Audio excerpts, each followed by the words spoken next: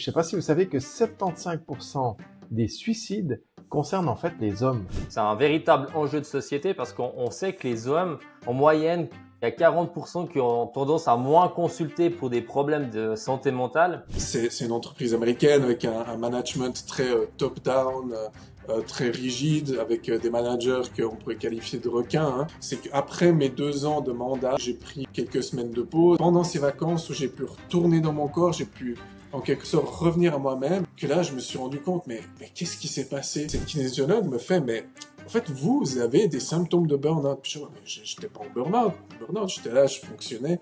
Et en fait je m'en suis pas rendu compte. 63% des managers craignent que s'ils expriment leurs émotions, finalement ça va nuire à leur crédibilité. Ils sont moins crédibles, on va moins les prendre au sérieux. Ce vice-président venait de commencer. Je me souviens que je lui avais exprimé une fois, ouais, écoute, moi là, ici, j'ai le sentiment que si on va dans cette direction-là, eh ben, ça pourrait créer tel ou tel problème. Lui, il me fait, je t'arrête tout de suite, je m'en fiche de ce que tu ressens. Si tu peux être en confiance avec ton manager, tu vas naturellement peut-être plus dire les choses, plus performer, mais c'est surtout peut-être exprimer ses émotions avec sincérité pour créer justement ce climat de confiance où les gens ils se sentent simplement bien. Aujourd'hui, l'atmosphère est complètement autre, c'est vraiment l'humain qui est mis au centre. Je sens que je peux beaucoup plus me déployer dans mes émotions. D'autant plus que maintenant j'ai un poste où même le CEO m'a dit, donc face à face, comme ça, il m'a dit, écoute, il faut vraiment que tu utilises ton gut feeling, comment est-ce qu'on traduirait ça? Ton intuition. Puis là, je me suis dit, ça fait du bien d'entendre ça, tu sais, c'est vraiment, voilà, faut laisser vivre, faut se laisser aller, puis surtout, il faut faire confiance à ce qu'on ressent, parce que ce qu'on ressent est un message du corps, est un message de l'âme qui est pur, en fait. C'est quelque chose qui ne se juge pas. Il est là, ce ressenti, et puis il est là pour nous dire quelque chose. Bonjour la communauté, c'est Stéphanie Arnaud et vous êtes sur Ciel, le podcast qui décode l'intelligence émotionnelle et le leadership. Aujourd'hui, on va aborder un sujet qui est sensible, un peu tabou, qui est la masculinité et les émotions dans le monde professionnel. On va explorer 3 questions essentielles. Déjà, c'est comment l'intelligence émotionnelle transforme le leadership chez les hommes. Quel est l'impact sur la performance au sein des équipes ou des équipes et quelles sont les bonnes pratiques que chacun peut mettre en place tout de suite. Et juste pour qu'on se rende compte, j'ai vu une étude qui m'a beaucoup impacté, qui m'a même presque choqué. C'est notamment en Suisse. Je ne sais pas si vous savez que 75% des suicides concerne en fait les hommes. C'est un chiffre qui interpelle particulièrement dans le contexte professionnel. Ces statistiques, Stéphane, c'est un véritable enjeu de société parce qu'on sait que les hommes, en moyenne, il y a 40% qui ont tendance à moins consulter pour des problèmes de santé mentale et jusqu'à 87% des burn-out qui sont pas détectés chez les hommes. Et les chiffres que tu mentionnes avant, les 75% de taux de suicide, moi j'avais lu aussi un article de la RTS qui mentionnait l'Institut de psychologie de Zurich qui avait fait aussi une étude là-dessus, et que les hommes avaient 2 à 4 fois plus de chances de faire un taux de suicide ou du suicide que les femmes. Je trouve que c'est vraiment fou comme statistique. Et dans un monde professionnel en constante évolution, ça serait intéressant de comprendre que la performance ne mesure plus uniquement aux résultats. Effectivement, parce que le monde professionnel, il a évolué beaucoup. On parle des générations Z et suivantes. Peu importe, on va pas faire un débat sur les générations, mais on parle aussi des entreprises de type Opal, donc des entreprises avec beaucoup moins de hiérarchie. Et à l'heure de l'IA, il y a de vraies questions à se poser aussi par rapport aux émotions, parce que, comme tu l'as dit, les performances, ça se mesure pas uniquement aux KPIs, mais aussi, je dirais, notre capacité à créer un environnement de travail qui est sain, qui est durable, qui est motivant aussi. Et puis là, je suis complètement en accord avec toi. Moi, ce qui me passionne particulièrement dans ce sujet, c'est comment l'intelligence émotionnelle, elle peut justement transformer notre manière de diriger, de gérer, de manager nos collaborateurs et nos collaborations en fait. Exactement. Puis aujourd'hui, on a la chance d'avoir Martin avec nous. Alors Martin, quand on a préparé ce podcast, tu nous as un petit peu expliqué ton parcours. Tu es ingénieur, responsable de projet dans le milieu industriel, cadre depuis plus de 15 ans, j'ai noté. et tu as accepté de partager un petit peu ton parcours avec nous aujourd'hui. Donc, je te remercie sincèrement d'être là. Et est-ce que tu peux un peu nous parler de ton parcours, de ta relation avec les émotions dans l'univers professionnel? Alors tout d'abord, merci beaucoup pour cette invitation à ce podcast. C'est un thème qui me tient à cœur, donc je suis vraiment heureux d'être là et puis de partager avec vous. Alors pour résumer un petit peu mon parcours, donc effectivement moi je suis ingénieur à la base, ingénieur en mécanique avec un master dans le domaine biomédical. Donc j'ai évolué dans ce domaine qui est très rigoureux depuis bientôt 15 ans. Alors ça fait pas tout à fait 15 ans que je suis cadre, hein. J'ai quand même commencé ma carrière en tant qu'ingénieur, puis j'ai évolué dans des postes de gestion. Aujourd'hui, je travaille dans la vente, aussi dans le milieu de la machinerie puis, et du biomédical, donc du pharma. Et donc effectivement, pour moi, le domaine des émotions dans l'entreprise, c'est quelque chose qui est fondamental parce que bah, j'en ai souffert. Il a fallu que moi aussi, je change aussi hein, mon attitude, je change aussi la relation à mes émotions pour pouvoir aussi évoluer vers une carrière qui me convienne mieux. Donc voilà, je suis très heureux d'être là et puis d'en parler avec vous aujourd'hui. Ah, écoute, c'est vraiment intéressant ce que tu nous partages là et on voit qu'il y a quelque chose qui te touche. Si j'ose te demander à quel moment tu as été confronté à une réalité ou à quelque chose de difficile en tant qu'homme de vivre tes émotions, que ce soit côté pro ou côté privé, et surtout peut-être les conséquences que ça a eu pour toi, parce que tu as sous-entendu que c'était pas si simple que ça. Donc si tu serais d'accord un peu de partager avec nous puis avec notre communauté, euh, où tu as eu ce déclic un petit peu. Pour moi, déjà, les émotions, elles sont essentielles car elles nous révèlent quelque chose. Donc pour moi, d'être déconnecté de ces émotions, déjà, je dirais on aurait plus tendance à vivre dans le mensonge quelque part. Parce que du moment qu'on n'est pas connecté à nos émotions, et on n'est pas connecté à ce que notre âme vit, à ce que notre corps vit en fait. Que ce soit dans le domaine privé ou professionnel, bah forcément, si on est déconnecté de nos émotions, je pense qu'on a plus tendance ou en tout cas, on a plus de risques de partir dans un burn-out, on a plus de risques de se retrouver dans des situations qui ne nous conviennent pas. Alors j'ai eu des situations comme ça, autant dans le privé que dans le professionnel. Dans le privé, ça aurait pu être par rapport à des relations précédentes, donc des relations qui sont pas forcément très très bien passées, puis bah, qui m'ont poussé aussi à faire un travail sur ma relation avec les émotions. Maintenant, pour revenir à mon parcours professionnel, j'ai eu plusieurs expériences qui ont été plus ou moins bonnes, mais je dirais que mon avant-dernier poste a été quand même assez révélateur dans le sens où voilà, j'ai eu beaucoup de responsabilités. C'est aussi un environnement de travail qui était assez particulier parce qu'il n'était pas très sain. Et puis après, il y a eu des changements. Puis il y avait ce, cet espoir que ça devienne un petit peu plus sain, mais qu'au final, ça ne l'est pas. Qui a aussi quand même révélé, quand même, enfin, qui m'a fait. En fait, c'est une expérience qui m'a fait beaucoup réfléchir. Donc, tu disais avant, par exemple, que 87% des cas de burn-out chez les hommes ne sont pas détectés. Puis en fait, avec du recul, dans ce poste-là, j'ai été dans cette situation. Donc ça a été une mission de 2 ans. Donc j'ai géré un très très gros projet dans une entreprise qui opère dans le diagnostic médical.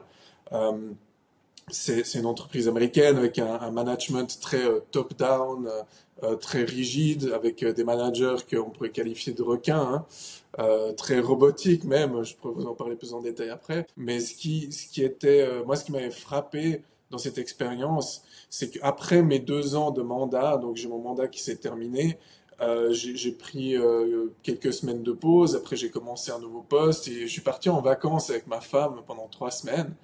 Et c'était vraiment pendant ces vacances où j'ai pu retourner dans mon corps, j'ai pu en quelque sorte revenir à moi-même, que là je me suis rendu compte, mais qu'est-ce qui s'est passé? Et j'avais aussi entrepris quelques sessions avec une kinésiologue, puis cette kinésiologue me fait, mais en fait vous avez des symptômes de burn-out. Puis je dis, ouais, mais j'étais pas en burn-out, j'étais là, je fonctionnais. Et en fait je m'en suis pas rendu compte. Et je pense que j'étais pas tout à fait en burn-out, mais j'étais vraiment pas loin. Et c'est aussi quelque chose que j'ai ressenti tout au long de cette mission. Après, c'est une mission que j'ai pris tellement à cœur, où je me suis donné tellement à fond. J'ai même pris des responsabilités qui n'étaient pas forcément à moi pendant un changement de management. Donc, j'étais tellement passionné par ce projet que je me suis oublié.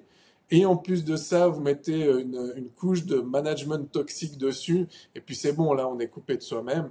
Et à ce moment-là, c'est comme si on était en pilote automatique, mode survie, déconnecté de ce qu'on ressent vraiment. Et, euh, et ça a été un petit peu une claque, en fait, de se rendre compte que, mais finalement, qu'est-ce que j'ai fait pendant ces 2 ans? Et, euh, et si j'avais été plus connecté à ce que je ressentais, je pense que j'aurais vécu les choses différemment, ou en tout cas, à un certain moment, j'aurais pu mettre un peu plus de limites et dire non, non, stop, là, déjà, c'est pas dans mon cahier des charges. En plus, ça me convient pas comme ça. Mais je me suis oublié là-dedans. Donc voilà, ça me touche que tu parles de ces chiffres, parce que, en fait, je me suis fait, entre guillemets, avoir comme 87%, enfin non, c'est pas tout à fait ça, je me suis fait avoir comme beaucoup d'hommes. Et aujourd'hui, je me rends compte, c'est choquant en fait, c'est choquant. Puis c'est vrai que on parle beaucoup de ces chiffres, on parle beaucoup de ce sujet, mais de le vivre, c'est encore autre chose. Et puis je pense que du moment qu'on ne le vit pas, on ne le comprend pas forcément à 100%. Et donc oui, c'est vraiment un sujet qui est à mon avis très sensible et il faut en parler. Il faut sensibiliser les gens par rapport à ça. Martin, non, merci pour ce partage d'expérience. Moi, j'ai quelque chose qui me titille. Est-ce que tu te souviens d'un moment peut-être, je dirais, significatif, clé, qui t'a peut-être, même avec le recul, hein, mais tu dis, mais là, le truc masculinité exprimée ou avoir de la peine à exprimer ce qu'on ressent, c'était un élément révélateur et peut-être qu'avec le recul, je ferais différemment. Alors je dirais il y a un jour, j'ai eu le déclic par rapport à cette situation. C'est quand j'avais compris que la situation en soi ne pouvait pas fonctionner telle qu'elle était. Je m'en souviens très bien, ça s'est passé plutôt sur la fin du mandat, forcément. Et c'était un jour, je regardais le business plan, et puis j'étais là, je me disais, mais en fait, ça ne peut pas fonctionner. Puis, d'avoir réalisé ça, ça m'a permis de revenir un petit peu plus à moi, et puis de justement me dire, mais finalement, mais qu'est-ce que je fais là? Est-ce que c'est une situation qui ne peut pas aboutir dans quelque chose de positif? De toute façon, on est coincé. Donc, qu'est-ce que je vais faire par rapport à ça? Et c'est aussi à partir de là que j'ai décidé de regarder pour des entreprises qui, en tout cas pour une entreprise, pour mon poste, en fait le poste que j'ai aujourd'hui, donc le poste qui a suivi, une entreprise qui fonctionne de manière plus saine. Et puis heureusement j'ai trouvé cette entreprise. Alors c'était une entreprise avec laquelle je collaborais pendant ce projet. Puis aujourd'hui l'atmosphère est complètement autre. C'est vraiment l'humain qui est mis au centre. Donc en tout cas, je sens que je peux beaucoup plus me déployer dans mes émotions. D'autant plus que maintenant j'ai un poste où même le CEO m'a dit, donc face à face, comme ça, il m'a dit, écoute, il faut vraiment que tu utilises ton Bauchgefühl, il m'a dit en allemand, ton gut feeling, comment est-ce qu'on traduirait ça en français? Parce que Ton intuition. dans ton ventre, en fait, dans tes tripes, quoi. Puis là, je me suis dit, ah, ça fait du bien d'entendre ça, tu sais, c'est vraiment, ben voilà, faut laisser vivre, faut se laisser aller, puis surtout, il faut faire confiance à ce qu'on ressent, parce que ce qu'on ressent est un message du corps, est un message de l'âme qui est pur, en fait. C'est quelque chose qui ne se juge pas. Il est là, ce ressenti, et puis il est là pour nous dire quelque chose. Alors, ce déclic, je l'ai vraiment eu à ce moment-là. Après, bon, il y a la prise de conscience s'est faite quand même en quelques mois, hein, je dis. Après, j'étais pas non plus complètement coupé de mes émotions parce que, par exemple, pour gérer le travail avec mon équipe de projet, euh, là, c'est quelque chose qui était quand même présent. Et je dirais que surtout, ça a permis une communication ouverte avec les personnes avec qui je travaillais de manière proche. Ça a permis aussi de désamorcer des potentiels qui auraient pu émerger. Donc les émotions sont très utiles pour ce genre enfin, pour ce genre d'aspect dans du leadership et de la gestion. Tu disais justement comment on vivait les émotions dans ce cadre-là? Comment les émotions trouvaient leur place, étaient possibles d'exprimer ou pas du tout? Moi, je pense que c'était possible d'exprimer les émotions. Bah, typiquement, dans l'équipe de projet, c'était possible d'exprimer les émotions parce qu'il y avait un climat de confiance. Donc, dans l'équipe, ça fonctionnait. Mais du moment qu'on travaille dans une entreprise qui a un management qui est toxique, à mon avis, ça devient très, très difficile.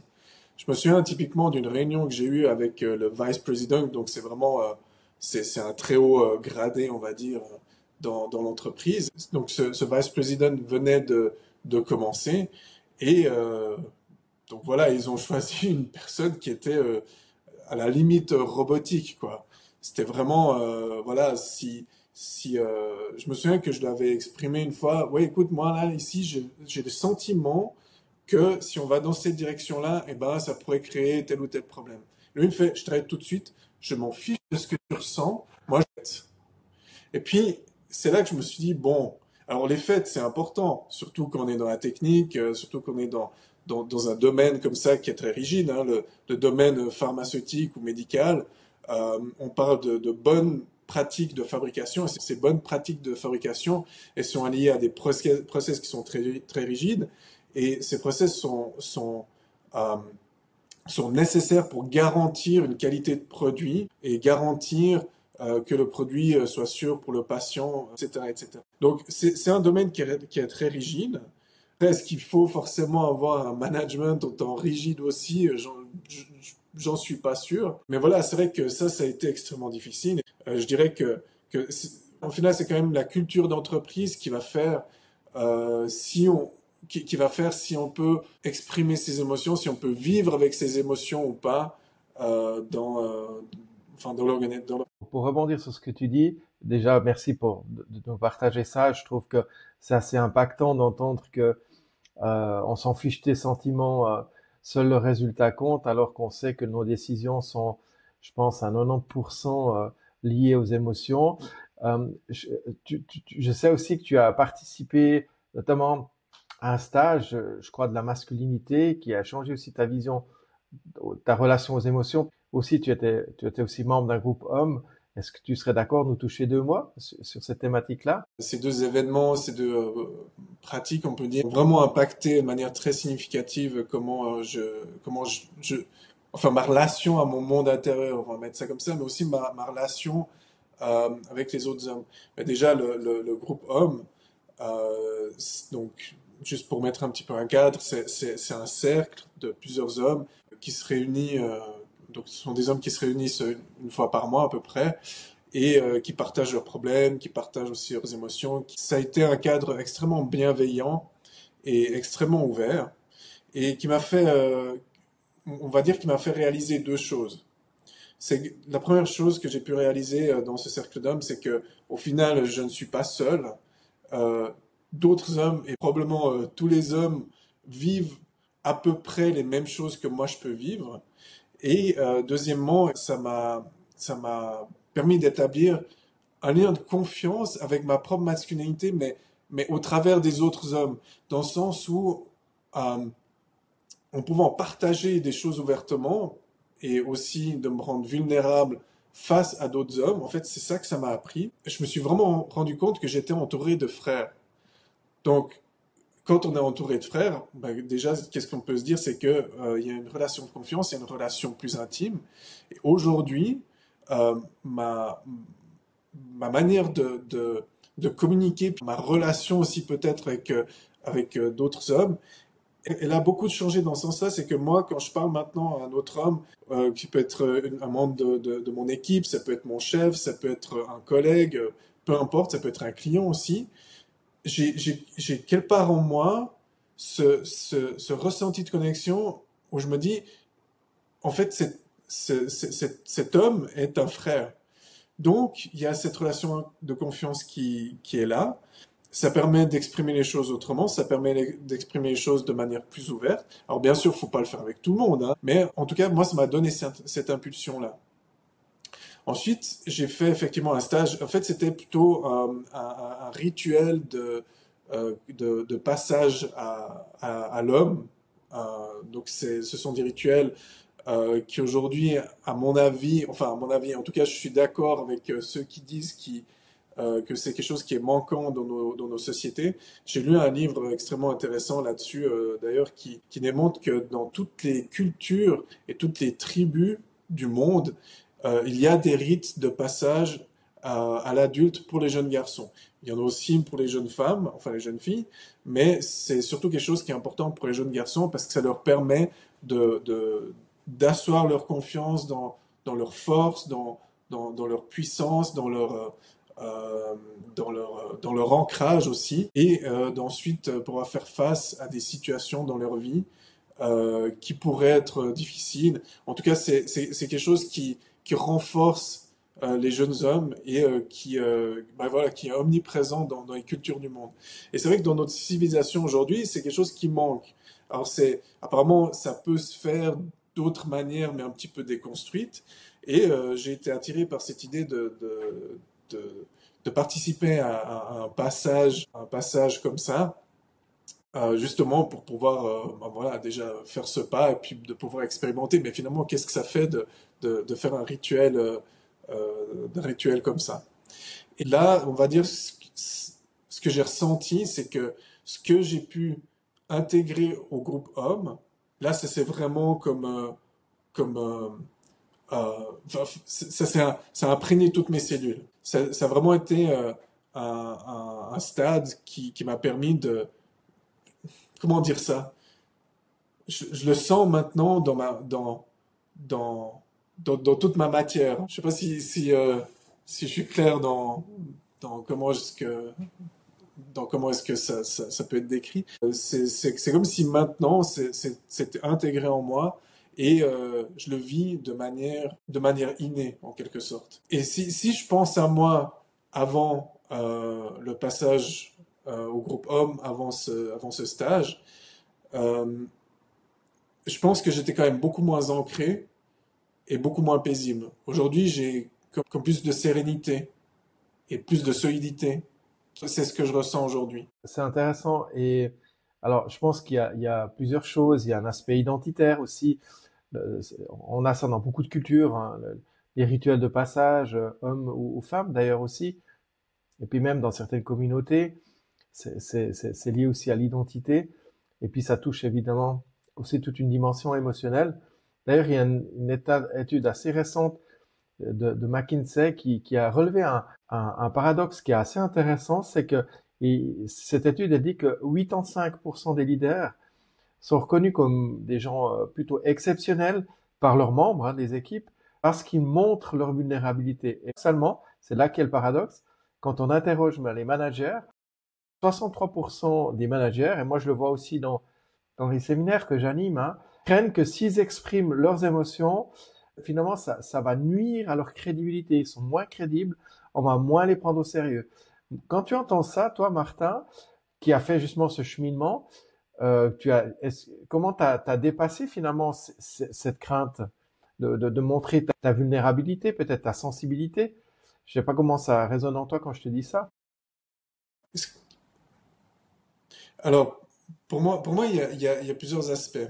Alors, déjà, mon parcours a fait que moi-même, à l'intérieur de moi-même, j'ai euh, une meilleure relation avec mes émotions. Maintenant, dans le cadre professionnel, par exemple, effectivement, de pouvoir se rendre vulnérable, dans mon expérience, ça m'a permis d'avoir des relations beaucoup plus fluides, beaucoup plus basées sur la confiance avec les personnes avec qui, en tout cas, je pouvais faire ce genre d'échange. Après, je reviens un petit peu à ce que je disais avant, ça dépend quand même toujours de la culture d'entreprise, ça dépend du niveau de confiance qu'on a. Alors c'est vrai que finalement, typiquement par rapport à ce vice president ou par rapport au management comme j'ai décrit avant, eh bien là, je vais pas forcément me rendre vulnérable. Parce que je sais pas si on peut parler de personnalité, mais en tout cas, ce sont des gens qui justement vont chercher la goutte de sang. C'est pour ça qu'on les appelle des requins. C'est que du moment qu'ils ressentent une goutte de sang, ils vont y aller et puis ils vont essayer d'aller mettre les doigts là-dedans. Alors, je dirais qu'il y a deux choses. moi, je pense que avant tout, pour les hommes, c'est important de, d'avoir une relation saine avec ses émotions, déjà pour soi-même, sa propre vie intime, sa propre vie intérieure, on va dire, et ensuite de pouvoir utiliser ça pour pouvoir améliorer aussi sa vie à l'extérieur. Quand je dis ça, sont surtout les relations qu'on peut avoir avec les hommes, avec les femmes aussi, bien sûr. Après, à mon avis, il faut quand même toujours faire attention. Parce que je pense qu'il ne faut pas non plus être trop naïf de se montrer vulnérable avec tout le monde. Il faut aussi protéger un petit peu ça. Mais c'est quelque chose qui est précieux, c'est quelque chose qui est intime. Donc, à mon avis, il faut vraiment avoir une relation de confiance pour pouvoir se rendre vulnérable. Moi, je pense, alors tu parlais des leaders qui étaient considérés comme exemplaires. Moi, je pense que ces leaders exemplaires, une chose qu'ils ont dû réussir à faire avant de pouvoir se rendre vulnérables et avant de pouvoir utiliser leurs émotions dans leur leadership, c'est déjà de construire un climat de confiance dans leur équipe. Et du moment que le climat de confiance est là, du moment que l'équipe peut ressentir que le leader est solide, que le leader est constant, qu'il est honnête, qui considère, etc., etc., à ce moment-là, je pense qu'il y a plus d'ouverture pour pouvoir montrer sa vulnérabilité. Dans le sens où, bah, voilà, mettons que si j'imagine un exemple comme ça pourrait être, bon là, la conjoncture est très difficile, je réunis mon équipe, je fais part de mes soucis, je fais part de mes ressentis, et ensemble, on peut aussi euh, euh, essayer de trouver des solutions. Donc en fait, c'est quand même une force de pouvoir faire ça, à mon avis. C'est vraiment une force parce que ça permet de trouver des solutions, ça permet de garder la confiance, ça permet de stabiliser ses équipes. Mais de nouveau, je pense que ça dépend aussi de l'atmosphère, et puis ça dépend aussi de qui on a en face. Parce que pas tout le monde n'est bienveillant. C'est vraiment fascinant ce que tu racontes parce que il y a deux notions que je perçois ici. Il y a le côté de ma vulnérabilité vis-à-vis de mon supérieur et de moi et mes équipes et de comment créer ce climat de confiance. Et on voit aujourd'hui que les équipes qui sont dirigées, on dit par ces leaders exemplaires, mais plutôt qui pratiquent une certaine authenticité émotionnelle, montrent un taux d'engagement de 40% supérieur à d'autres équipes. Et c'est aussi bien là un peu les propos que tu mets en avant, parce que si tu peux être en confiance avec ton manager, ben tu vas naturellement peut-être plus dire les choses, plus performer, et l'équipe elle va avoir une complète autre dynamique. Donc c'est vraiment un fin mélange. Et quand je dis vulnérable, ben, souvent toi on prend la vulnérabilité un peu comme un mot négatif, tu sais, c'est un peu péjoratif. Je suis vulnérable, je suis faible. Mais c'est surtout peut-être exprimer ses émotions avec sincérité pour créer justement ce climat de confiance où les gens ils se sentent ben, simplement bien et eux-mêmes. Et je pense ben, dans l'ancien poste dans lequel tu étais, ben, il n'y avait pas encore cette possibilité de te sentir vraiment comme tu es. Et maintenant, ben, tu as pu créer tout ça et le poste, il est là. Et je pense que ces leaders qui ont cette authenticité émotionnelle, ben, ils inspirent la confiance, ils peuvent projeter une image de perfection aussi, mais sans forcément être parfait, mais surtout en étant, je pense, profondément humain, tu vois, être accessible pour ces gars ou ces équipes. Et c'est un peu ça, la vulnérabilité du leader. Ça donne aussi la permission à chacun d'être plus authentique. Enfin, Tout c'est un à peu ce que je fait. perçois par rapport à ça. Et puis, je rebondis aussi un peu sur ce que tu viens de dire. C'est quand même très important. C'est vrai que tu disais, si tu veux, ma situation dans mon poste précédent, effectivement, j'étais au milieu, puis j'avais l'équipe de projet, euh, en tout cas mon équipe et mon cercle, on va dire, proche dans le projet en qui je pouvais avoir confiance. Alors, c'était pas le cas de tous, hein. J'avais quand même aussi des collègues dont je me méfiais un petit peu, mais c'était après, voilà, il y avait des jeux de pouvoir et tout.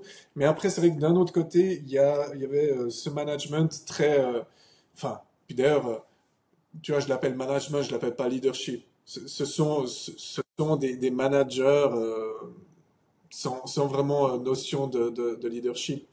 Et, et ma situation aujourd'hui, elle est vraiment contrastée. Donc, comme j'avais dit avant, le CEO pour lequel je travaille aujourd'hui, lui-même est venu me dire, fais confiance à tes tripes, fais confiance à ce que tu ressens, etc., etc. Donc, je ressens aujourd'hui vraiment déjà une plus grande appartenance à l'entreprise. Et puis, en fait, je sais que demain, je peux appeler le CEO et puis lui faire part de certains ressentis. Je peux lui dire typiquement, ah, mais tu vois, aujourd'hui il y a ça qui se passe, et puis je ressens que le marché il est plutôt comme ça, et puis on devrait plutôt faire ça, et puis je serai entendu. Tandis que, tu vois, typiquement dans ma situation précédente, quand t'as un manager qui te dit, ah mais je m'en fiche de ce que tu ressens, moi je veux des faits. Oui, bon, les faits, c'est vrai qu'ils sont importants, hein, mais ça ne fait pas tout. Et surtout, c'est comme si le lien était impossible. Je ne sais pas si vous comprenez ce que je dis, le lien est impossible. Alors comment est-ce que c'est possible de travailler de manière sereine avec quelqu'un qui vous dit, ah mais en gros, je m'en fiche de ce que toi tu peux vivre. Moi, je veux juste voir ce qui se passe, et puis surtout, je veux voir les chiffres, les KPI et tout ça. On parlait des KPI qui peuvent, juste entre parenthèses, les KPI peuvent vous dire mais absolument n'importe quoi s'ils sont mal faits. Donc, à mon avis, c'est pas forcément une bonne stratégie. Enfin, ça peut être une bonne stratégie de gestion si elle est bien implémentée. Mais aujourd'hui, si je vois ces deux entreprises en contraste, eh ben, en même temps, je vois une usine qui est en train de péricliter, et puis même encore aujourd'hui, je me demande ce qu'elle va devenir. Et d'un autre côté, je vois une entreprise qui a fait un chiffre d'affaires de 350 millions en 2024 et qui projette 450 millions en 2025, avec un carnet de commandes plein jusqu'en 2028. Et il y a tout le monde qui veut aller travailler dans cette entreprise. Et ils ont un turnover qui est pas nul, mais qui est très très faible. Vous voyez, puis là, maintenant, on passe dans le factuel. Enfin, en tout cas, c'est comme ça que moi je le perçois. Factuellement, je vois une entreprise qui n'est pas saine, qui est en train de péricliter, et une entreprise avec un management qui est sain et qui décolle, malgré les conjonctures actuelles économiques et en termes de marché. Donc voilà, je pense que ça se démontre de soi-même. C'est hyper intéressant. D'ailleurs, en t'écoutant, tu parles beaucoup de chiffres, de KPIs, etc. Dans ces entreprises-là. Bah, c'est normal qu'on ait des indicateurs, même on a des indicateurs dans le quotient émotionnel, hein, pour être clair. Alors, tous ces chiffres qu'on évoque, on a parlé de la santé mentale des hommes maintenant, puisqu'on parle de masculinité, mais évidemment, on pourra l'élargir sur l'ensemble des collaborateurs. Et puis, il semble vraiment que cette capacité, et nous on le voit hein, dans ce qu'on propose aussi, dans les échanges qu'on a avec les gens, cette capacité à exprimer ses émotions, ça présuppose aussi une certaine expérience, une certaine maturité. Puis c'est un véritable atout, pas seulement pour le leadership, hein, mais aussi c'est une sorte de protection, de baume de protection essentiel pour la santé mentale, mais aussi même physique, puisqu'on sait que c'est quand même lié. Et je trouve vraiment hyper intéressant que, bah, comme tu l'as dit aussi dans tes expériences, hein, cette prise de conscience de l'importance de se connecter à ses émotions. Il y a beaucoup d'études qu'on pourrait vous partager, qu'on ne va pas rentrer là-dedans maintenant, mais qui montrent que les entreprises à intelligence émotionnelle, émotionnellement, ont des bien meilleurs résultats que l'inverse. Martin, toi, par rapport à ce travail que tu as fait sur les émotions, tu peux peut-être nous donner un exemple de comment ça a impacté ton leadership ou ta manière d'interagir même en tant que chef de projet? Peut-être juste si tu as un exemple comme ça. Je commencerai juste par préciser une nuance, enfin une nuance qui est importante pour moi. C'est que, bon, on parle beaucoup, enfin c'est le thème de ce podcast, on parle d'exprimer ses émotions. Je pense qu'il y a deux stades déjà. C'est que, premièrement, à mon avis, ce qui est important d'apprendre à faire, c'est d'exprimer ses émotions à soi-même. Donc c'est déjà de les laisser vivre, d'être là, et puis on peut, en méditation, en silence, les laisser vivre, les écouter, leur poser la question, mais qu'est-ce que tu veux me dire? Voilà, je suis là, exprime-toi. Donc c'est comme s'il y a déjà cette vie intérieure, cette vie intime, comme j'ai exprimé avant, qui nous concerne que nous-mêmes. Et ensuite, par rapport à ça, on peut en faire ce qui nous semble juste. Mais pour moi, ce premier stade, il est extrêmement important parce que c'est déjà la connexion avec ses émotions, la connexion avec cette vie, puis c'est comme un renouveau, c'est comme une deuxième vie en fait de se connecter à ses émotions et de manière durable.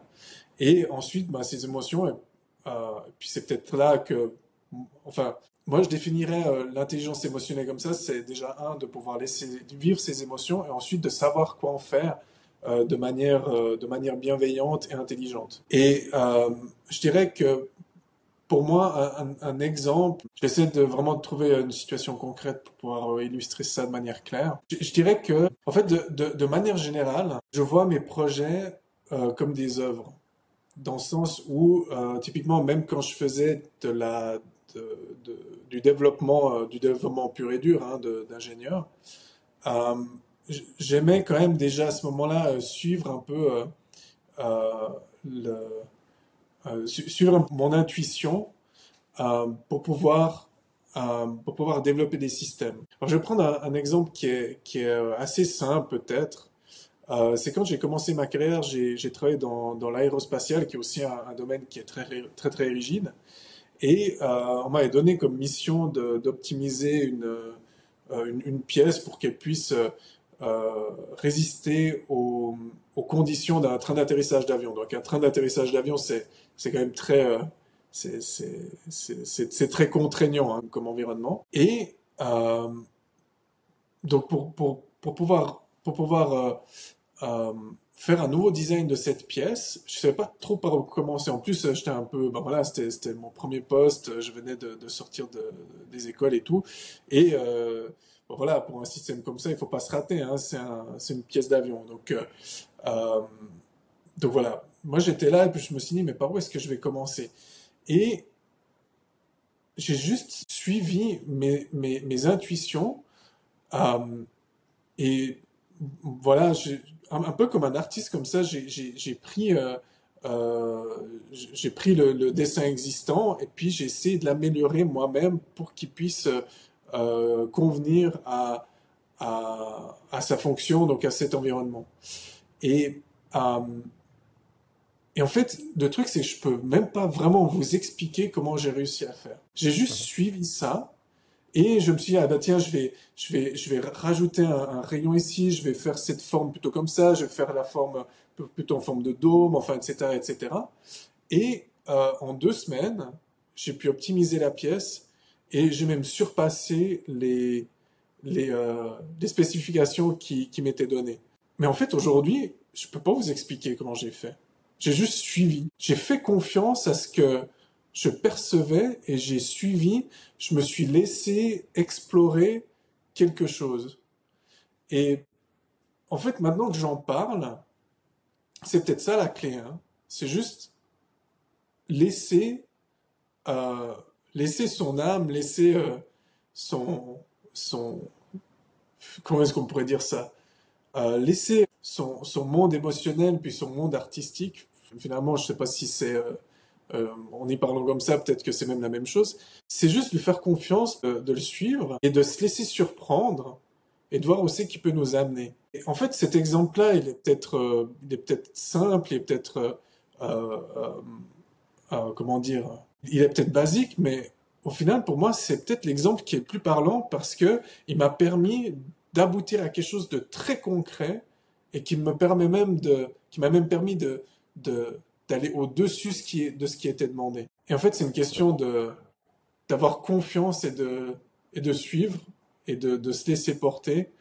Mais j'arrive pas à vous expliquer plus que ça, en fait. Parce que c'est pas quelque chose de factuel ou logique, c'est quelque chose que j'ai ressenti et j'ai suivi ce que j'ai ressenti. En fait, tu nous montres aussi d'une certaine part que ben, tes intuitions, elles t'ont guidé, elles t'ont dirigé d'une certaine manière vers un résultat qui était probant pour toi et qui a même surpassé d'une certaine manière ce que tu attendais. Donc c'est top.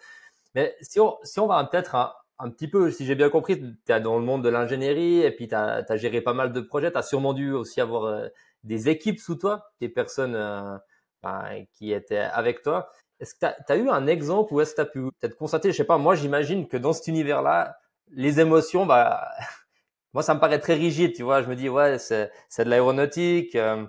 J'ai bossé dans l'armée et je connais aussi les processus qui sont hyper carrés. Je peux imaginer tout le domaine médical aussi. C'est, bah voilà, il y a des process à suivre et que les émotions, bah, comme peut-être ton ancien VC, bah, elles n'ont pas beaucoup de place. Mais toi, est-ce que tu as pu voir peut-être une fois que tes équipes ou le fait d'exprimer ces émotions, de les écouter, elles ont peut-être augmenté la performance de l'équipe.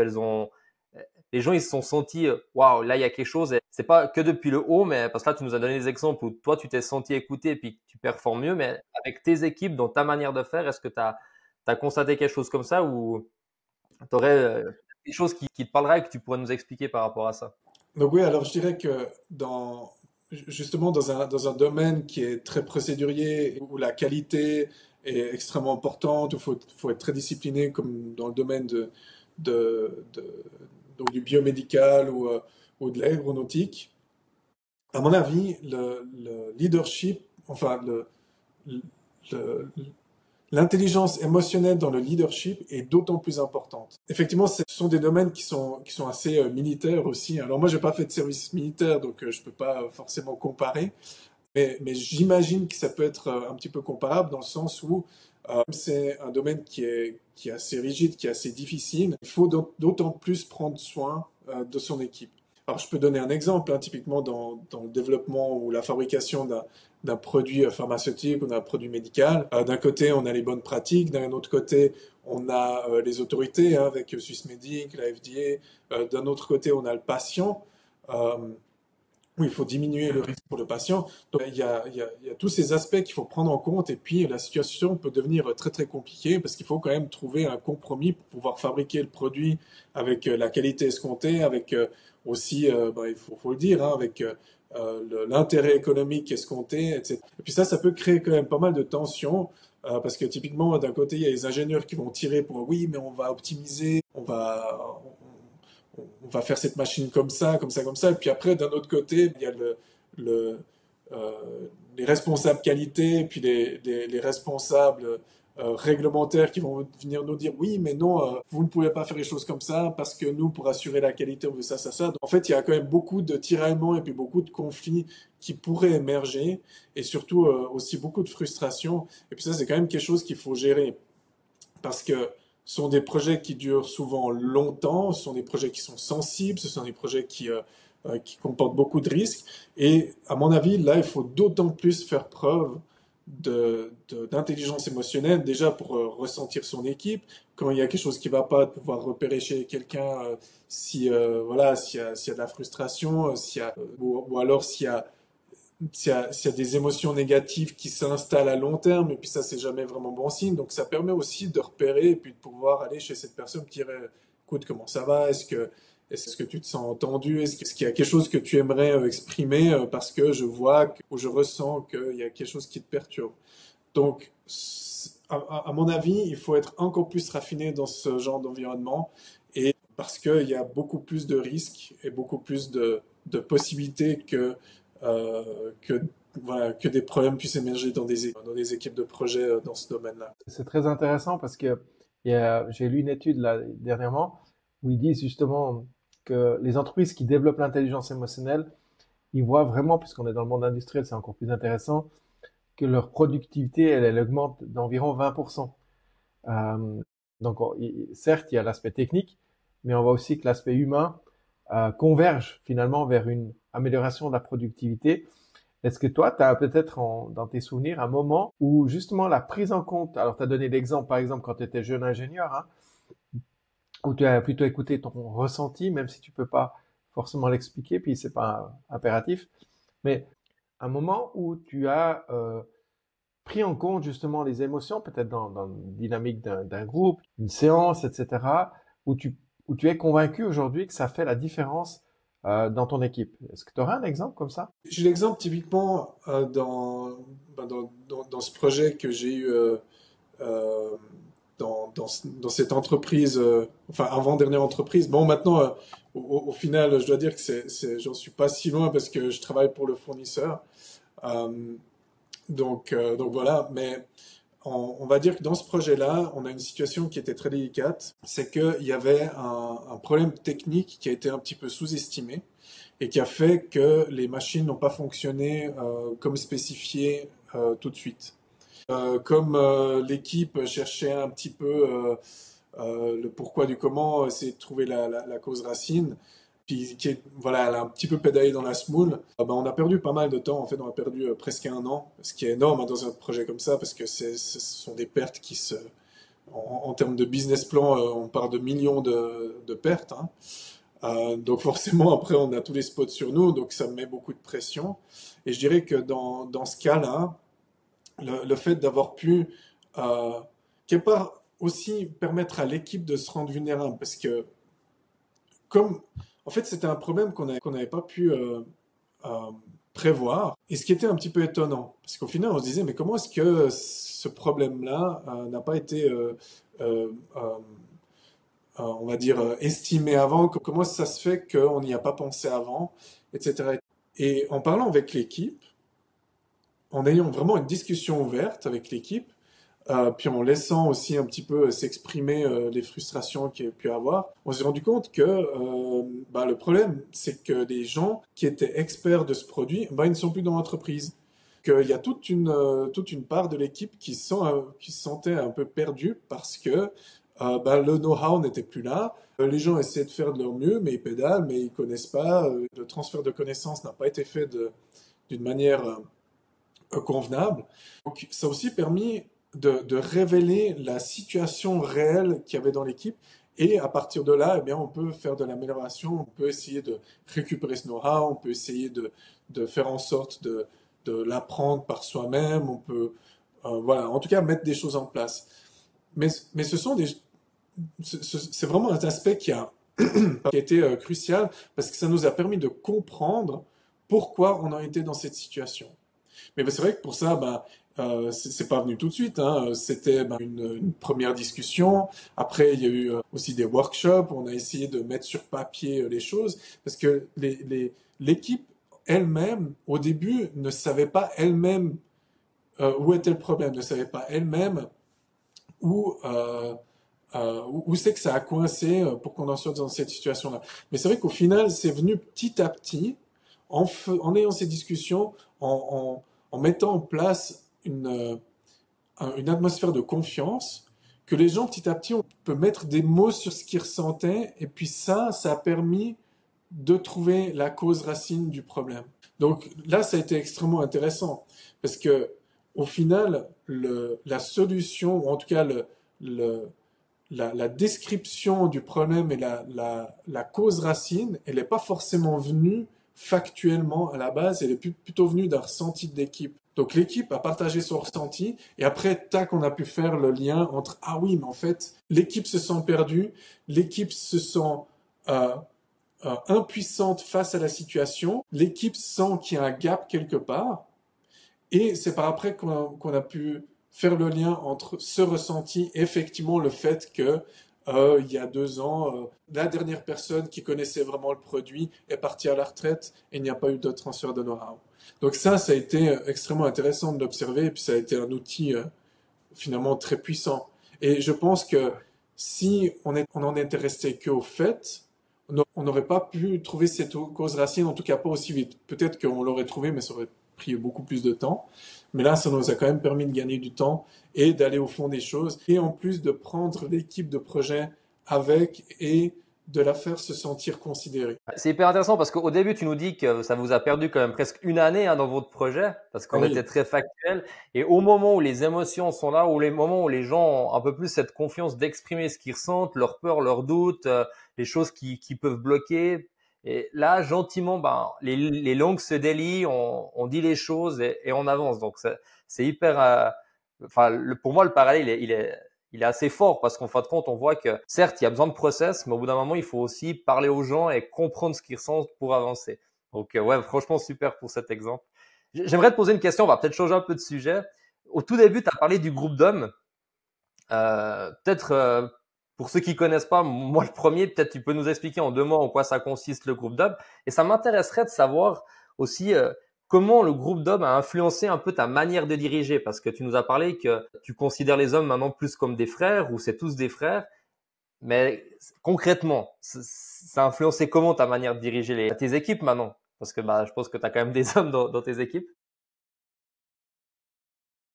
Donc déjà, le cercle d'hommes, finalement, c'est un concept qui est assez simple. C'est un groupe d'hommes qui décide de, de se mettre ensemble une fois, enfin régulièrement, on va dire, dans notre cas, c'était une fois par mois, si je m'en souviens bien, avec on va dire un format de rencontre qui est quand même défini, où ben voilà, on a commencé par une introduction où chacun peut exprimer comment il se ressent.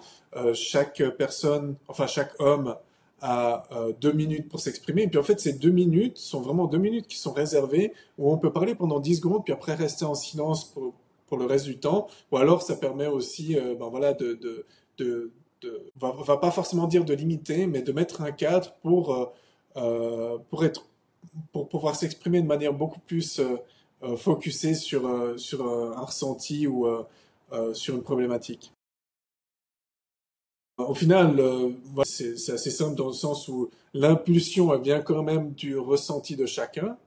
Et après, il y a cet espace où un homme peut apporter un problème personnel ou un thème aussi qu'il aimerait exposer ou dont il aimerait en parler. Donc si un homme du groupe a une thématique personnelle qui est très importante et qui est, on va dire, délicate sur le moment et qu'il a besoin de soutien, eh bien ça va être le thème de la séance du cercle d'hommes du jour. Après, s'il n'y a pas forcément de situation comme celle-là, eh bien, un homme peut venir et proposer de parler d'un thème. On a eu, par exemple, le thème de la communication non violente. Donc voilà, d'exposer des choses qui nous permettent de grandir ensemble, qui nous permettent de devenir des hommes meilleurs. Donc ça, c'est un peu le concept du cercle d'hommes. Et donc, comment est-ce que le cercle d'hommes m'a permis de devenir un meilleur leader? Je dirais que euh, comme le cercle d'hommes m'a permis d'avoir plus confiance dans ma masculinité, eh bien, ça m'a permis de mieux l'utiliser en leadership. C'est-à-dire que ça m'a permis d'être aussi peut-être plus directif, mais directif d'une manière bienveillante, et aussi de pouvoir mettre mes limites d'une manière plus saine. Typiquement, là, si je reprends l'exemple de la communication non violente, ça m'a permis d'exprimer euh, certaines émotions d'une manière très diplomate, très bienveillante, ce qui, dans un cadre d'entreprise, est plutôt nécessaire. Et pour donner un exemple concret, typiquement dans un des projets, ça m'est arrivé avec un de mes partenaires dans le projet avec qui je travaillais de manière très proche. De temps en temps, bah, ça frottait, quoi. Parce qu'on n'était pas du même avis, qu'on n'était pas... Enfin, voilà. Et puis, c'est arrivé qu'en pleine réunion, en plus devant d'autres gens, eh bien, on se soit un petit peu pris la tête comme ça sur des sujets parce qu'on n'était pas d'accord. Et en fait, d'avoir confiance, finalement, c'est d'avoir confiance en la masculinité de manière générale, on va dire, que ce soit la mienne, que ce soit la sienne aussi, que ce soit celle d'autres hommes.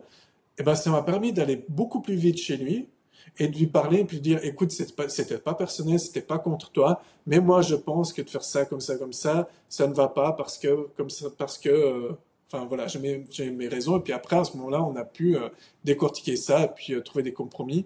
Et souvent, enfin, je me rends compte que là où il y a des tensions, ce sont des malentendus, ce sont, ben voilà, il suffit qu'il y ait l'un ou l'autre qui soit un petit peu comment on dit, fragile ce jour-là. Des fois, ça peut paraître tout bête, hein, mais le fait d'avoir mal dormi, ou le fait d'avoir faim, le fait d'avoir été contrarié sur la route le matin en arrivant au travail, ben, ça peut avoir une influence sur toute la journée. Aujourd'hui, je dirais que ce cercle d'hommes, ça m'a déjà, permis de prendre confiance en la masculinité de manière générale, mais aussi de faire plus rapidement confiance ou en tout cas, ça m'a permis de créer des liens beaucoup plus vite parce que comme je pouvais comprendre, euh, enfin, c'est pas forcément que je pouvais comprendre, mais on va dire que ça m'a permis de. Le cercle d'hommes m'a donné les outils pour pouvoir parler de choses émotionnelles et plus profondes plus vite. Donc, ça fait qu'on peut arriver dans des discussions qui sont, euh, qui sont libératrices beaucoup plus. C'est chouette que ça tombe bien que tu parles d'outils. Je vais faire un peu la transition avec ce qu'on souhaite tous y amener. Je pense que c'est important aussi tu as partagé beaucoup d'expériences, beaucoup de vécus qui sont extrêmement riches. Juste pour donner encore un chiffre au passage, on sait que les entreprises qui ont un management intelligent émotionnellement, ils augmentent de 70%, hein, la formation, la performance des équipes. Donc, dans les différents outils aujourd'hui qu'on aimerait vous partager, moi, j'aimerais vous en partager un en tout cas que je trouve intéressant, un premier outil, et puis on vous en présentera deux, trois. Le premier, ça paraît tout simple, hein, mais sans aller dans un truc hyper formel, c'est tenir, là je parle des managers, mais on parle de la masculinité, mais ça s'adresse en fait à toutes les personnes qui font de la conduite et puis qui se posent des questions. C'est simplement avoir une sorte de journal des émotions euh, qui est des fois pas si simple que ça. Par exemple, c'est pas tellement le fait de le créer hein, qui est difficile, mais c'est plutôt de se connecter à ses émotions. Puis l'idée, ce serait par exemple de prendre quelques minutes le matin, 3, 4, 5 minutes, pour déjà, tu parlais, des fois on arrive au job avec déjà, je dirais, un bagage émotionnel, parce que sur la route ça n'a pas bien été, mais c'est déjà de noter sur ce journal comment je me sens. Et puis en fin de journée, la même chose, ou le soir, noter quels ont été les moments un peu clés de la journée, puis se poser la question, ben, comment ces émotions, elles ont impacté sur ma manière d'interagir, de prendre des décisions. Le but, c'est pas de faire un roman, mais c'est d'avoir une sorte de conscience émotionnelle. Ça, c'est un premier outil. Donc, le journal, je dirais, des émotions, ou appelez ça comme vous voulez, en fin de compte. Écoute, moi, Stéphane, j'aime bien ton outil du journal des émotions parce que je n'utilise pas tout à fait de la même manière, mais je note aussi pas mal de choses. Et puis, on a un outil aussi chez Ciel qu'on utilise de temps en temps, c'est la méthode DESC, D-E-S-C. Et ça, j'ai fait un peu des recherches aujourd'hui. Alors, c'est deux personnes qui ont développé ça, c'est Sharon et Gordon Bower, puis qui ont écrit un livre sur Assertive Young Self en 1976. Donc, c'est déjà une méthode qui dure un petit peu ou qui date un peu. Et la méthode DESC, c'est vraiment le D, c'est d'écrire la situation objectivement, sans jugement. Le E, c'est vraiment exprimer ses émotions en je sens que, je suis frustré, etc. Le S, ça serait de suggérer des solutions concrètes. Et le C, ça serait de conclure avec un engagement mutuel. Donc, si on prend l'exemple de Martin qui avait pas mal de projets à gérer ou des choses comme ça, ou pour toute personne qui aurait des choses, on va prendre l'exemple d'un chef de projet, d'écrire, ça serait par exemple, j'ai remarqué que nous avons pris du retard de plus d'une semaine ou un mois sur le projet prévu. D'exprimer, c'est que je me sens frustré et inquiet sur le retard que l'on prend et que ça peut avoir des impacts sur les coûts du projet. Suggérer, ça pourrait être aussi de dire, moi je propose qu'on fasse une réunion d'urgence et puis qu'on revoie le planning et qu'on réalloue les ressources nécessaires. Et conclure, ça serait peut-être en disant, en agissant de cette manière, on pourrait limiter l'impact sur le retard et surtout rassurer nos clients et potentiellement rattraper une partie du retard. Qu'en pensez-vous? Et là, on rentre dans le dialogue et ça permet aussi d'exprimer ce qu'on ressent dans des situations qui peuvent être un petit peu tendues. Cette méthode, elle fonctionne assez bien, je trouve, pour les hommes parce que on a une structure. Et puis des fois, nous, pour exprimer nos émotions, moi le premier, on ne sait pas trop comment s'y prendre. Et là, ça nous donne un petit peu un cadre, comment aller. Alors, ça fonctionne aussi pour les femmes. On n'est pas comme ça chez Ciel. C'est bien. Moi, je trouve qu'elle est chouette pour avancer là-dedans. Ouais, et puis alors, moi, je trouve que c'est une méthode qui s'approche beaucoup de la communication non violente, hein. Le troisième outil, ce serait plutôt un peu différent. Ce serait de mettre en place une sorte de rituel. On parlait en début de rituel, mais dans nos cultures, on a un peu des fois oublié le rituel et il a un vrai ancrage aussi. Et c'est aussi, peut faire partie d'une culture. C'est le cercle de parole en entreprise. Alors, ça n'est pas de la psychothérapie, hein, mais c'est vraiment la possibilité aux gens, justement d'une manière structurée, de s'exprimer pendant un temps donné qu'on peut définir 30, 45, 60 minutes. D'ailleurs, ça rejoint un livre que j'ai lu dernièrement, que je peux aussi recommander, puisqu'on est dans la recommandation de lecture, qui a été écrit par une manager américaine. Le titre, c'est En toute franchise, on est vraiment dans comment être authentique et franc dans les entreprises. L'auteur, c'est Kim Scott, K-I-M et Scott, S-C-O-T. Et l'idée, c'est de se réunir en petits groupes, hein. On parle de 4 à 5, 6, 7, 8 au maximum. Et puis, il y a une sorte alors, on parle d'un bâton de parole qui circule, mais ça peut être simplement un objet symbolique. C'est pas obligé d'être un bâton, hein. Mais quelque chose qui fait que la personne qui détient cet objet, ça, c'est uniquement cette personne qui peut s'exprimer. Donc, puis après, on passe le bâton plus loin. Et puis, il y a des règles assez claires. C'est ce qui se dit dans ce cercle-là doit rester dans le cercle et il n'y a pas de jugement. Ça rejoint un peu ce que tu disais, Martin, par rapport au groupe homme aussi, hein, où on ne juge pas l'autre, qui on est d'ailleurs pour juger l'autre. Et puis, les thèmes doivent être définis à l'avance. Ça veut dire que on va venir avec une thématique. Alors là, on parle plutôt de thématique qui peut être au niveau de la dynamique du groupe, ça peut être au niveau d'un projet. Ça va être défini à l'avance. Et en fait, on fait ça régulièrement. Alors, est-ce qu'on le fait de manière hebdomadaire ou pas, ou une fois par mois, ça c'est à définir. Et simplement un rythme régulier. L'important, c'est de le faire régulièrement. Ça, c'est un troisième outil que je peux vous suggérer. Martin, toi qui as aussi ton expérience, là on vient d'exprimer 3 outils possibles pour cultiver un tout petit peu l'intelligence émotionnelle dans les entreprises et les groupes. Est-ce que toi, tu utilises des outils particuliers ou est-ce que tu as une petite méthode ou un secret que tu voudrais partager avec nous par rapport à ça? Un secret. Je dirais que moi, quand je pense à ta question, la première chose qui me vient, et puis je pense ce qui est probablement la pratique la plus importante que j'utilise, c'est avant tout vraiment de bien prendre le temps de ressentir ce qui se passe dans mon corps. Et puis quand je dis bien prendre le temps, ça veut dire c'est pas juste être là et puis de se dire ah tiens je ressens ça, ok c'est bon. C'est vraiment d'être dans le corps et puis de laisser vivre. En fait c'est prendre soin. Moi c'est comme ça que je le vois. Je vais reprendre l'exemple de cette réunion que j'ai eue avec le VP où 30 minutes, en gros, il m'a cuisiné sur ce projet et où il m'avait dit ah, mais je m'en fiche de ce que tu peux bien ressentir et tout. En fait, moi, je pense qu'il m'a sauvé, entre guillemets, dans cette réunion qui a été extrêmement difficile. C'est justement que j'ai pris soin de mon intérieur et pendant toute la réunion, je me suis focalisé sur moi, sur ce que je ressentais, sur mon corps. Alors, j'écoutais ce qu'il disait, hein, bien sûr, et puis je répondais factuellement, enfin voilà. Mais je pense que ça, c'est extrêmement important. C'est vraiment de prendre soin de cette part émotionnelle. Merci Et beaucoup. je dirais même, je me permets aussi parce que j'y pense maintenant, quand vous avez quelqu'un de toxique en face de vous, euh, alors, je vais pas qualifier le VP de toxique, hein, parce qu'au final, j'en sais rien. Euh, mais admettons que vous ayez quelqu'un de toxique en face de vous, ou bien quelqu'un qui vous ressentez euh, peut dire ça, peut vous nuire, et vous n'avez pas le choix. Ça peut être au travail, ça peut être peu importe. En fait, je pense que la clé, elle est vraiment là. C'est d'être là, d'observer la situation, de ne pas prendre les choses personnellement et de prendre soin de ce qui se passe à l'intérieur de soi. Pour moi, ça, c'est fondamental. Et c'est peut-être mon secret, en fait.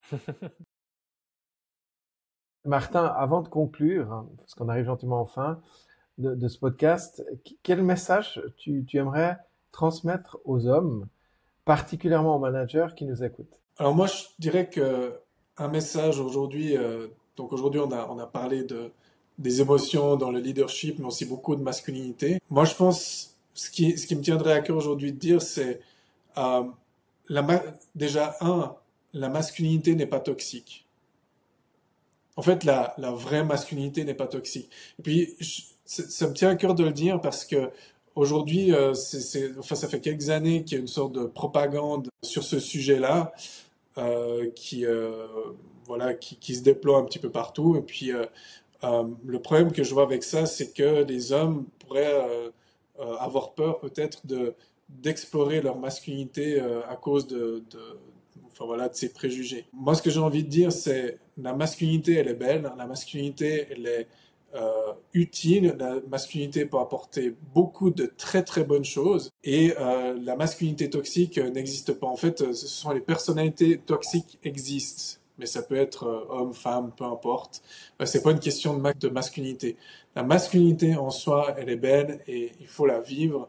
C'est quelque chose qui est fondamental, à mon avis, pour tous les hommes, fondamental aussi pour que chaque homme puisse apporter au monde tout ce qu'il a de bon à apporter. Donc j'encourage vraiment à tous les hommes qui nous écoutent à explorer ça. Et j'encourage les femmes à encourager les hommes à explorer cette masculinité qui cultivée de manière saine est vraiment magnifique. Eh ben, écoute, ouais, merci bien. Merci bien pour ce message parce que, ouais, il y a quelque chose de profond là-dedans aussi, de société, hein, d'une certaine manière. Il y a un peu ce yin et ce yang, tu sais, ce féminin et ce masculin. Et aujourd'hui, t'as des femmes, tu sais, qui se battent vraiment comme des lionnes pour prendre des postes. Et il y a une grande part de masculinité aussi dans leur comportement, même si elles sont super féminines et sexy. Et nous, les hommes, des fois, on a un petit peu, c'est pas trop, on est sur des œufs des fois. Et comme tu dis, la masculinité peut être très belle si elle est bien utilisée, si les émotions sont justes. Et pour moi, c'est un peu aussi ce mot de la fin en conclusion pour ce podcast, c'est que l'intelligence émotionnelle, c'est pas une option pour les hommes en fin de compte, c'est une nécessité dans un leadership moderne pour pouvoir être en adéquation avec tout ce qui nous entoure. Donc, on a besoin de ça. Et je pense qu'aujourd'hui, ben, grâce à toi, ben, on a pu avoir des exemples concrets qu'elle peut être bien vécue, elle peut être bienveillante, elle peut amener de la performance dans les équipes, elle peut trouver des solutions. Donc, c'est un vrai bon message que tu nous as transmis aujourd'hui, Martin. Je te remercie sincèrement. Merci beaucoup. Et puis, c'est vrai que je nous observe. Je dis, ben, ça fait du sens en l'occurrence sur cette thématique. On est trois hommes à en parler. Euh, et au-delà de ça, c'est de tout ce qu'on a dit. Merci pour tous ces exemples que tu as amenés, les éléments concrets. Euh, je retiens trois éléments à titre personnel. C'est que l'intelligence émotionnelle, c'est pas une option dans le leadership moderne, dans le sens où c'est presque, ça devrait être obligatoire. La deuxième chose, et tu en as parlé beaucoup, Martin, c'est la vulnérabilité, c'est une force qui peut être transformatrice et qui peut, pas seulement l'individu, mais qui transforme aussi les équipes. Il y a une notion aussi de donner une forme de permission, d'être simplement soi-même, d'être authentique. Le troisième que je retiens, c'est, on a vu ça aussi dans les outils, pour moi, le changement, il commence par des petits pas, mais au quotidien. C'est vraiment quelque chose qu'on voit aussi beaucoup dans le développement personnel. Euh, L'important, c'est pas de faire des grands sauts, c'est de faire des petits pas, mais réguliers. On dit dans l'intelligence émotionnelle aussi, les compétences qu'on peut développer, c'est un muscle, ça s'entraîne, il faut le faire régulièrement. C'est quelque chose d'assez fondamental. Martin, je ne sais pas si tu aimerais ajouter un dernier message peut-être que tu aimerais transmettre. Moi, je dirais comme dernier message, en tout cas, moi, je ressors de cette discussion euh, avec beaucoup de joie, parce que c'est comme si c'était pour moi la première fois où je pouvais vraiment exprimer, euh, enfin, ce que je vis à l'intérieur de moi. Alors, c'est vrai que souvent, j'en parle à des amis proches, de choses très personnelles, de, enfin voilà, de mon intérieur, je le livre, mais c'est vrai que c'est la première fois que j'en parle comme ça, on va dire de manière publique, quelque part. Et, euh, et en fait, ça me fait énormément de bien. Donc, merci beaucoup de m'avoir donné cette opportunité. Et, euh, et ça a vraiment été un énorme plaisir. Merci. Merci à toi, Martin, d'avoir pris aussi le temps de partager avec nous, mais aussi avec toutes les personnes qui vont visionner aussi ce podcast ou l'écouter tout simplement pour ton éclairage précieux, ton expérience de vie. Ça montre que l'intelligence émotionnelle, elle permet justement de développer un leadership que je crois sincèrement inspirant. Et c'est aussi, je fais un petit peu clin d'œil chez Ciel, sans de l'intelligence émotionnel leadership. C'est notre mission, c'est de partager justement ces savoirs. On le fait au travers des podcasts, en ayant des gens comme toi, Martin, pour partager nos visions, nos connaissances, et puis aussi de partager avec les autres et donc transformer les équipes. Euh, chaque 15 jours, 3 semaines, on a un nouveau podcast et vous pourrez découvrir notre prochain podcast d'ici 15 jours, 3 semaines. Et si vous avez et partagez vous aussi votre expérience, venir partager avec nous avec une thématique qui vous tient à cœur. Ben, écrivez-nous à formation@ciel-ie.com et on prendra le temps de vous répondre rapidement et de voir avec vous ce qu'on peut faire. Ouais, c'est super. Merci Stéphane. Et aussi pour tous ceux qui veulent aller plus loin, on propose aussi des formations chez Ciel, du coaching en intelligence émotionnelle, tout ça pour développer ton leadership authentique, que ce soit de manière individuelle ou même dans les entreprises. Donc, vous retrouvez toutes nos informations sur notre site internet qui va être tout neuf d'ici la fin du mois sur ciel-ie.com. Et puis, pour ceux qui ont besoin d'outils tout de suite et rapidement applicables, ben, vous avez les 3 outils qu'on vous a transmis en fin de podcast. Donc, le petit journal des émotions, la petite méthode DESC et ou bien proposer des cercles de parole au sein des entreprises, comme l'a expliqué Stéphane, peut-être avec le bâton de parole ou des choses comme ça. Donc, ça vous permet déjà aujourd'hui d'avoir des outils concrets et applicables. Martin, un dernier mot avant qu'on prenne congé? Merci infiniment. Avec grand, grand plaisir. Et maintenant, n'oubliez pas de vous abonner, de partager vos réflexions en commentaire. Ça nous aide aussi. On prend le temps de lire, on prend le temps de répondre aussi à vos commentaires. Parce que nous, ça nous tient à cœur. Si en plus cet épisode, je l'espère, vous a plu, likez et partagez au moins 2 de vos amis parce que ça va nous aider aussi à grandir notre communauté, d'en faire profiter à d'autres. Et puis aussi, si vous avez des thématiques de podcast dans le futur, n'hésitez pas de nous communiquer. Vous pouvez retrouver toutes les ressources dans la description et puis notamment les chiffres qu'on vous a donnés. Et pour notre prochain épisode, dans 15 jours, on vous fera une surprise et vous découvrirez la nouvelle thématique. Merci de nous avoir suivis et à bientôt.